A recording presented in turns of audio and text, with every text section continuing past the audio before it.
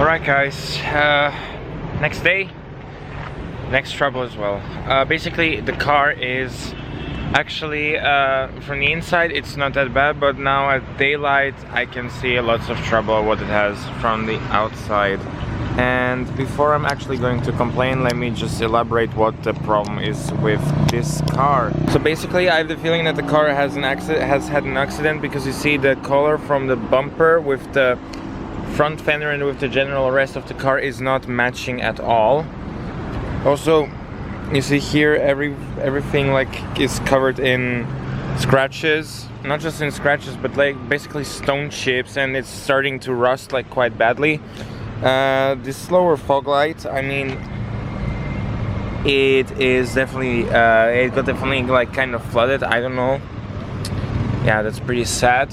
And yeah, like I mean, generally the front is not looking in a condition which is actually satisfactory. Wait a second, the fly got inside. Get out, get out, go. Yeah, and just the body paintwork covered in scratches. Oh yeah, that's basically a uniquely Malaysian problem, poor window tint, but I think that's from factory. Also, I think this car used to have much better days before, because this one has around 170,000 kilometers. I mean, from the inside it's even not that bad. Like I mean, just give it a good vacuum, clean a bit the seats, and then it's a done job. That's actually the most important thing. And also that the safety is good.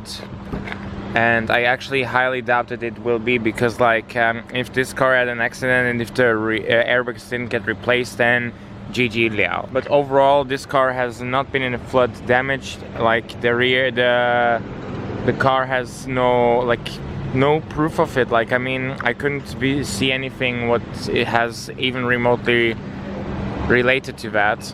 Just for a little bit of rust like there in this point, or down here like where it got curbed. But I mean, in overall, a much better car than yesterday. Still not really good, but I mean, I think it's okay lah, as a Malaysian would say.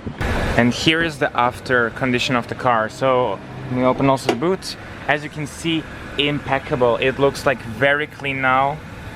Also check out the rear seats, flawless, just flawless. Maybe someone forgot here like the mask. I'm going to throw that one out away. And also check out the boot. You see, no more dirt anymore. Clean. Absolutely wonderful. Just show you around as well. Also the rims, like you saw in the front, they were like basically grim AF, but with the rim cleaner and also with everything just being right. I mean, you still see some here and there, but I mean like that's very deep. You gotta do it better. But I mean like for that this car is absolutely last up, I think this is lovely.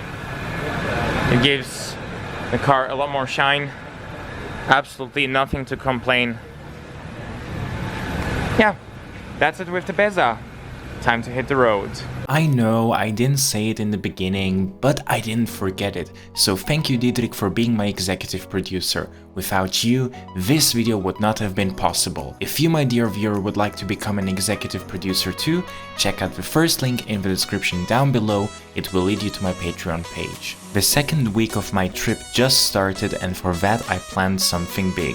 Namely a road trip. I did rent before a car in KL and in Miri, and for that whole week I wanted to drive further out and explore places where the usual foreign tourist doesn't go. My itinerary takes me now from PJ to Pulau Pangkor. There I'm going to stay for a couple of days and enjoy a beach vacation on my own. After that, the trip goes further north to Penang. If you're looking forward to see my videos from Penang, make sure to subscribe to my channel in order not to miss them.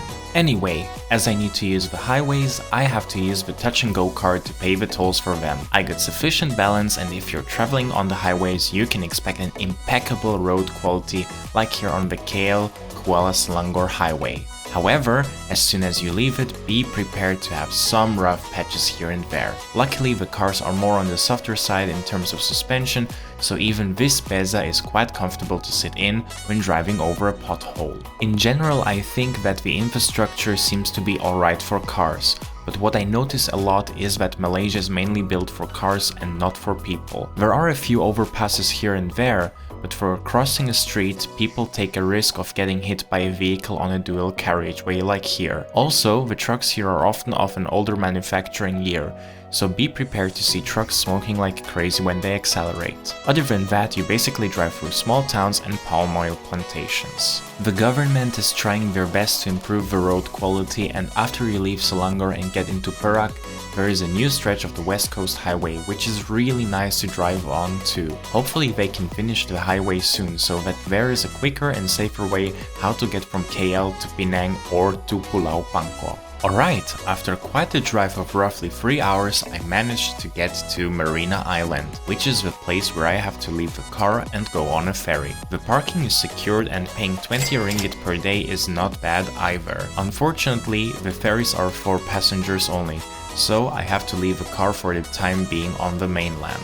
Departure times are every hour, but the ferry doesn't go at night, which was also the reason why I didn't go directly from the airport to Pulau Pangkor and decided to stay one night in PJ. When arriving on the island, there will be some people gathered at the jetty who want to offer you a taxi ride. I was overwhelmed and got out of the hassle. A friendly Chinese uncle approached me and offered me the ride for 15 ringgit, to which I agreed. Unlike in other places, in Pangkor all taxis are pink vans, which is quite interesting to say the very least. Riding in such a minibus as the only passenger feels a bit odd, but I like the old school atmosphere of it.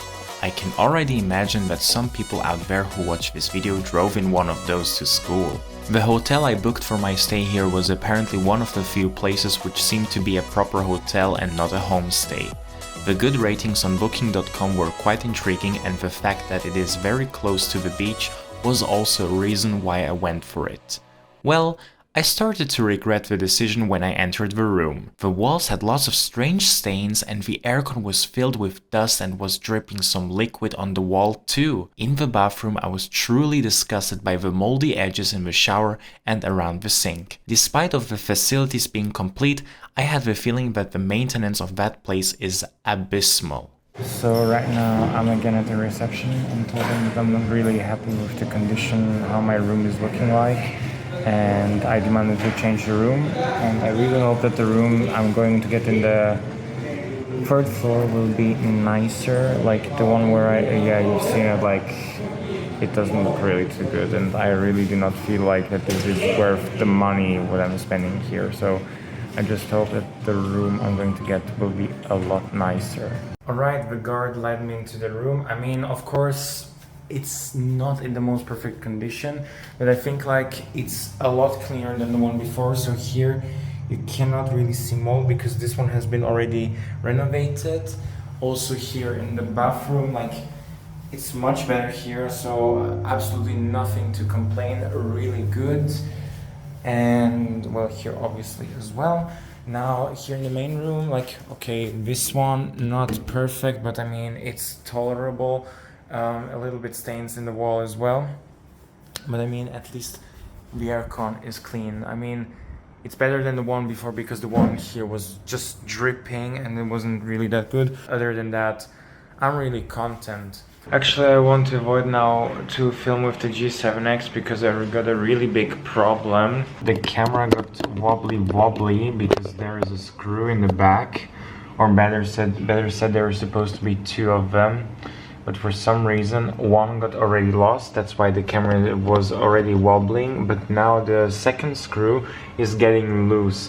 And the thing is, like, I do not have the tools to get this camera fixed, so that's why I have a lot of hard time to actually film. I got here a different phone, the S22, which I got very recently before I went to Malaysia, and this one makes impeccable videos with the stabilizing super steady mode and 60 FPS compared to my Z Flip 3, which doesn't have this function. It only supports it with Full HD 30 FPS, and you obviously know when you watch my videos you only get like 60 FPS because that shows just a better quality. Speaking of quality, I want to check out how the caca outside, just outside of the hotel. I think you can see it from here also, from the view. Yeah, there you see the motorcycles and the little stall over there. They serve their Thai and Western food, and I ordered myself something Western because I was like, come on, let's try some burgers and fries. See how the kakak is making them. Oh yeah, by the way, if you do not know the word kakak, that means sister in Malay. So let me show you what I got over here. Of course, I got ketchup and mayonnaise, and here I got some fries, not the regular type what you get in McDonald's, but the ones with wavy cut. And of course here, well, you will think like, what is this? But actually this is a chicken burger special, and the special thing about this, it has a fried egg inside. So let me enjoy this and also watch a little bit Western movies on Malaysian TV. Oh wait, one thing is missing. Because like, if you're in Malaysia and you eat food from a Malay place, you cannot get alcohol. But I went before to the supermarket and I got myself a few cans of beer. And I'm going to have, again, a tiger, just like when I had it when I was with Dexter in Bukit Bintang. Cheers on you guys. My mom is certainly going to kill me for doing this when she sees it, but I don't care. Anyway, Pangkor doesn't have any public transport besides the pink minibus taxis, so in order to get around you can either walk on foot or rent a motorcycle or a car. I went for a motorcycle because I think renting an old car for a premium doesn't make sense for me and for the small size of this island in general. The sunset from the Teluk Nipah beach on the west coast of Pangkor is absolutely stunning. There is nothing better than the sun setting behind the sea.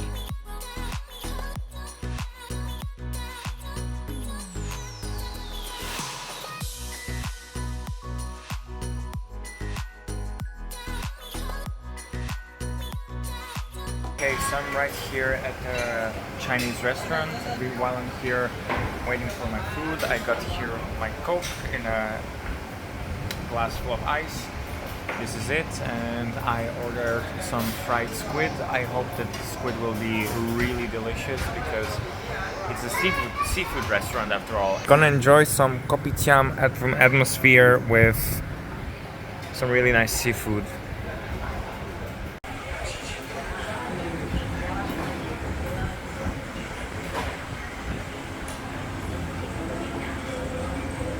A new day and a new adventure. It's time to discover a different place and a different beach, namely Pasir Bogak. In theory, I could just walk to there, but to be honest with you, I didn't feel like walking when I have a motorbike. On the way to the beach are a couple of places where you can rent yourself a motorbike.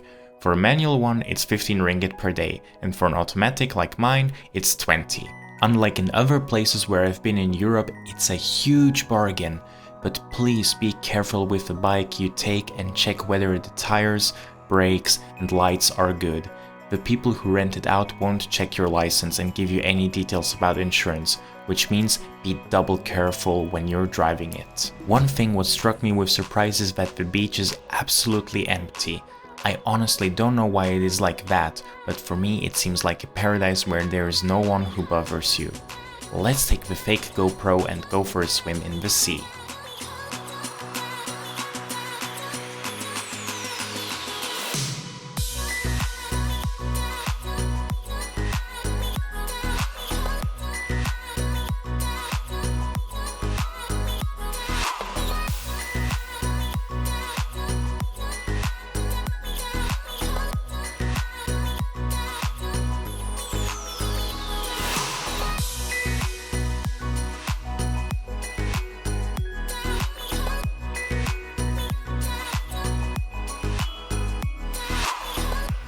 I must say that this is the ultimate holiday feeling.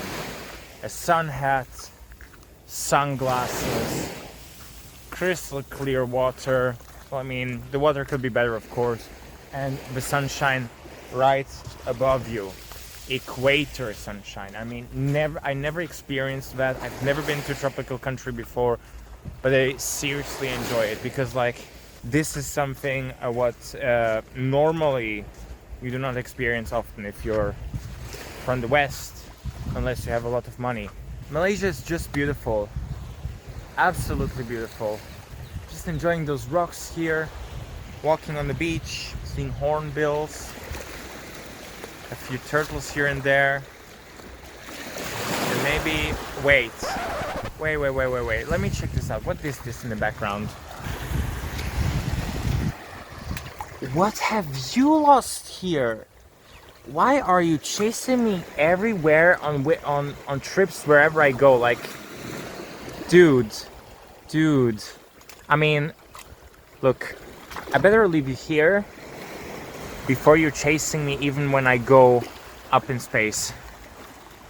Leave me alone. Just leave me alone, okay? Okay? Leave me alone. That's what happens when the past is actually chasing you. I better go and leave Pasir Bogak. I really need to take a visit to another beach.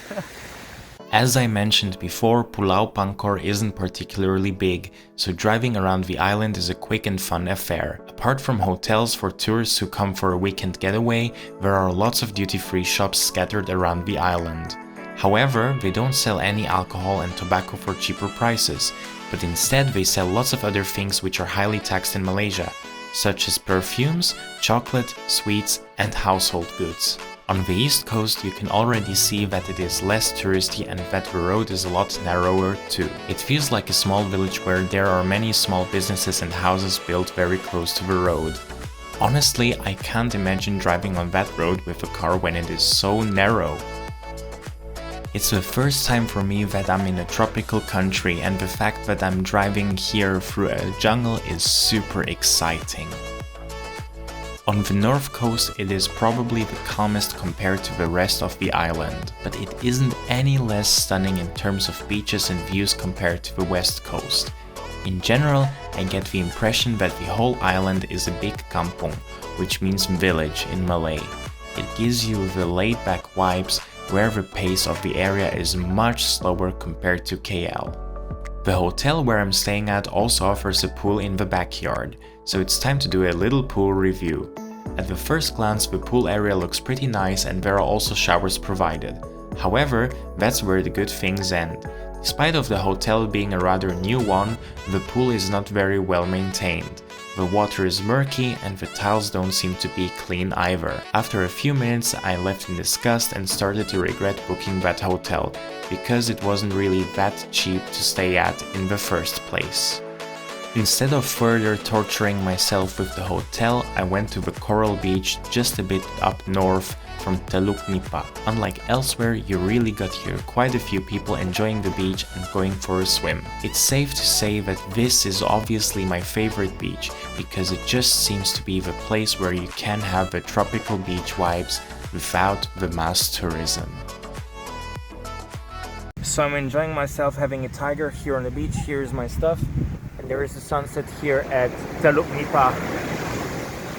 It is just so beautiful. And I ran before into some really nice people from Sungai Petani and Georgetown.